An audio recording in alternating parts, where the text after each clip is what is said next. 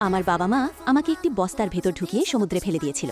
তাদের ধারণা ছিল আমি নিশ্চয়ই বাঁচব না, কিন্তু অশেষ কষ্টে আমি গভীর সমুদ্র থেকে সাঁতরে উপরে উঠে এলাম। ঠিক সেই মুহূর্তে এক ধনী মহিলার নজর পড়ল আমার উপর। তিনি আমাকে জিজ্ঞেস করেন আমি কি করতে পারি। আমি সঙ্গে সঙ্গে একটি ইট দুটুকরো করে নিজের শক্তির প্রমাণ দিলাম। এতেই সেই ধনী মহিলা আমাকে একজন বক্সার বানানোর জন্য প্রশিক্ষণ দেওয়ার সিদ্ধান্ত নিলেন। পরে জানতে পারলাম তিনি একটি বক্সিং জিমের মালিক, কিন্তু অত্যন্ত সুন্দরী হওয়ার কারণে মানুষ তাকে প্রায়ই বিরক্ত করত। সেই কারণেই নিজের নিরাপত্তার জন্য তিনি বক্সারদের একটি দল তৈরি করার সিদ্ধান্ত নিয়েছিলেন। আমি ছিলাম তার 10ম বক্সার। জিমে পা রাখার সঙ্গে সঙ্গেই তিনি একজন অভিজ্ঞ বক্সারকে আমার সঙ্গে লড়াই করতে পাঠালেন, কিন্তু সে নিজের শক্তি দেখাতে গিয়ে আমাকে ভয়ঙ্করভাবে মারধর করল।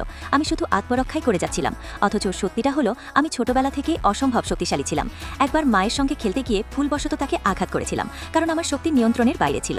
এই কারণেই বাবা আমাকে বাড়ি থেকে বের করে দিয়েছিল, আর তখন থেকেই আমি পথে পথে ঘুরে বেড়াচ্ছিলাম। ভাগ্যক্রমে সেই জিমের মালিক মহিলা আমাকে আশ্রয় দিয়েছিলেন, কিন্তু একদিন এক গ্যাংস্টার তার গুন্ডাদের নিয়ে সেখানে হইচই করতে এসে হাজির হলো। তারা শর্ত দিল একটি বক্সিং ম্যাচের মাধ্যমে জিমের মালিকানা নির্ধারিত হবে।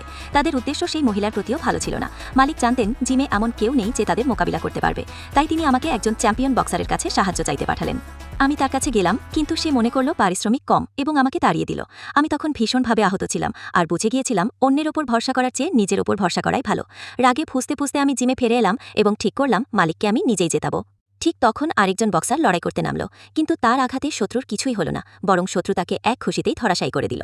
গ্যাংস্টার যখন জয়ের আনন্দে শর্ত পূরণের জন্য জোর করতে লাগলো, তখনই আমি উঠে দাঁড়ালাম, তাকে উপযুক্ত শিক্ষা দিলাম এবং সেই মহিলা বক্সারের সঙ্গে মোকাবিলা করার জন্য রিংয়ে নেমে পড়লাম। তা আপনি যদি ম্যাচটা জিততে চান তাহলে ভিডিওটি লাইক করুন।